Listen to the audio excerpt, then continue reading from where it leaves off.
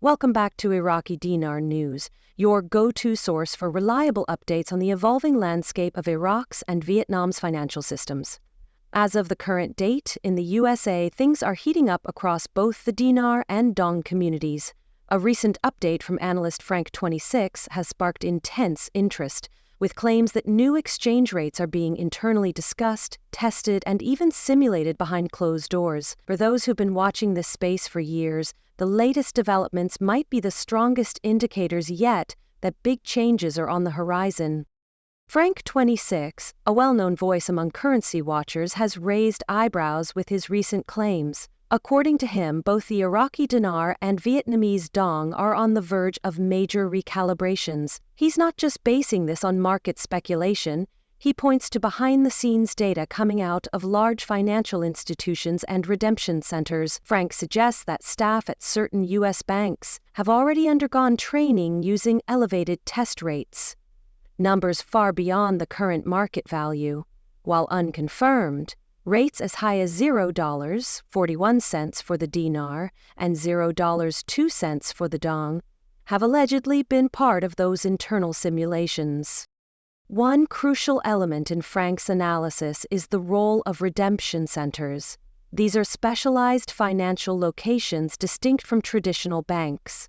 According to his sources, these centers have been conducting simulations using rates up to 3 to 5 times higher than the dinar's publicly stated value. Frank argues this points to quiet preparation behind the scenes, indicating that a sudden rollout of these new rates could occur without much notice. If true, this would mean dinar and dong holders need to be ready for action on short notice, especially if exchange windows are limited or tiered in structure. The Vietnamese dong is also earning more attention. Frank notes that Vietnam's robust economic expansion, export growth, and increasing foreign investments are building momentum for a reassessment of the dong's value. According to what he's heard from insiders, some international financial groups are considering the possibility that the dong could rise significantly, again with $0.02 floated as a potential high-end figure. While these numbers are not yet confirmed by official central bank sources, Frank insists that banks don't run simulations using random figures. These training rates are used to prepare staff for potential real-world scenarios. Further credibility to his claims came when Chase Bank reportedly began processing 25,000 dinar notes, something that would have been considered unlikely just a year ago. Traditionally, major banks have kept a distance from the dinar due to concerns about volatility and regulatory gray areas. For a name like Chase to take this step suggests a shift in perception and possibly preparation for broader public accessibility. Frank argues that such institutional movement usually follows quiet direction from financial oversight bodies, indicating that major changes may not be far off.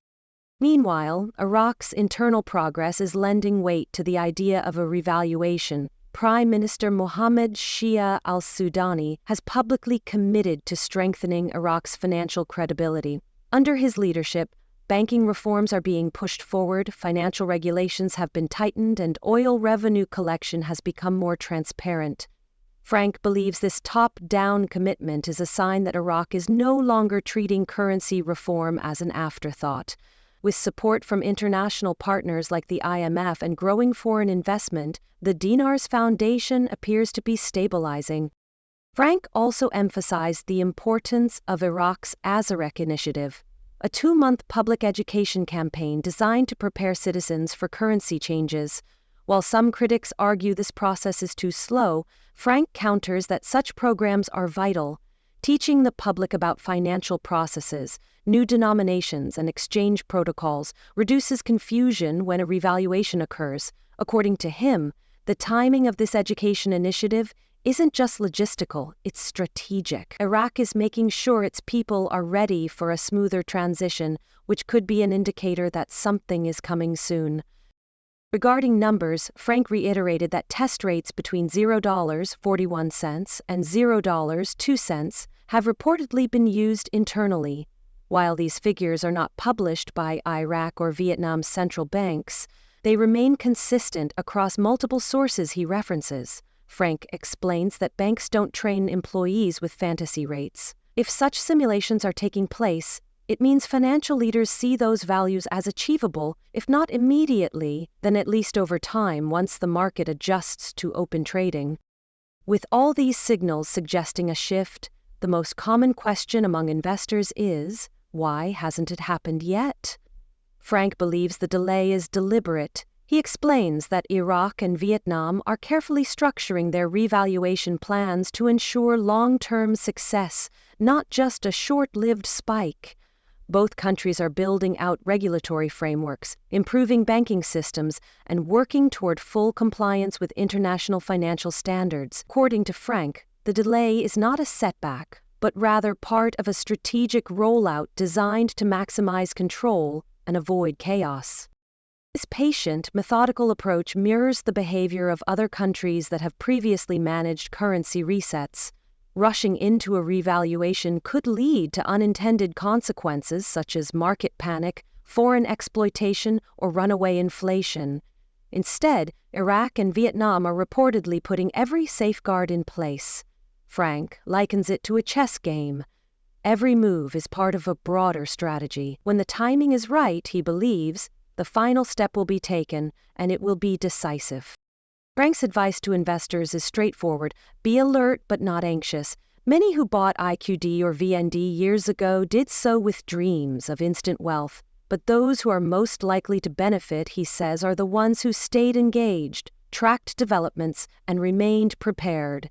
He urges everyone to keep an eye on central bank announcements, policy adjustments, and activity at redemption centers. According to him, when the shift happens, it may come quickly, and only those who've been watching closely will be able to respond in time.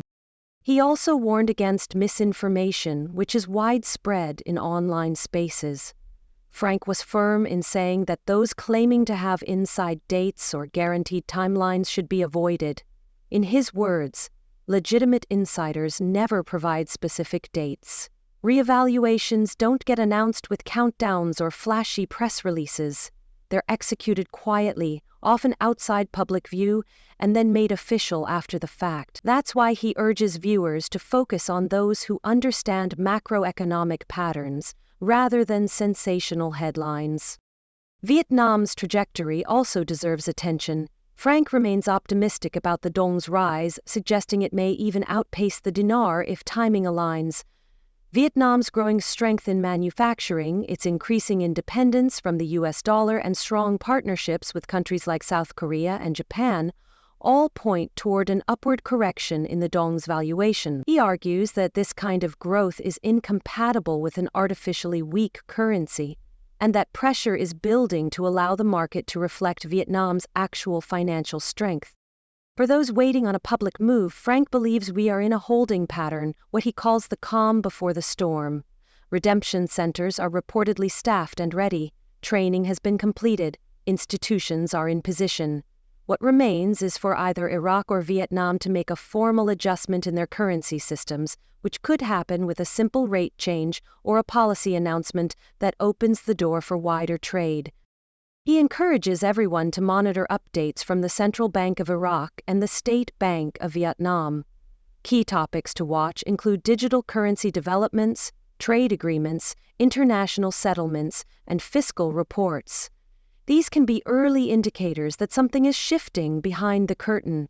He also suggests that those new to the scene still have time to engage, but the window is narrowing. With major institutions now rumored to be involved and rate simulations taking place in reputable financial settings, Frank believes the pace of preparation is accelerating. That said, caution is still necessary. Frank advises against jumping in blindly, reminding everyone that currency speculation carries real risk.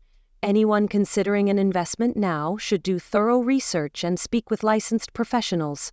A sound plan, clear goals, and an exit strategy are just as important as the initial investment. Emotional decisions, especially under pressure, can lead to regret. Global politics also play a part. Frank pointed out that Iraq's growing independence from Iran, its ties with Western nations, and increased oil exports are positioning it as a more stable economic player.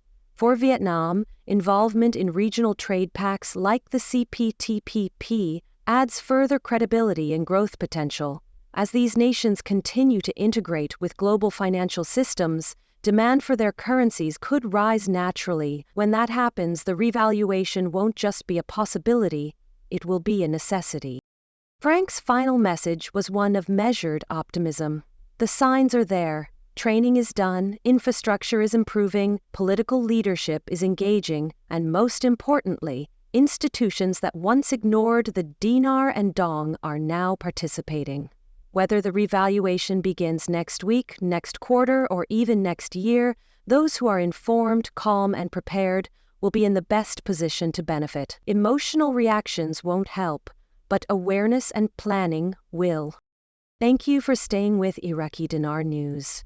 If you found this breakdown valuable, remember to subscribe, tap the bell icon for future updates, and share your thoughts in the comments.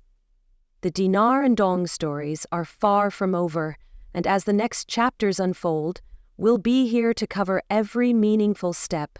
Stay sharp, stay grounded, and above all, stay ready.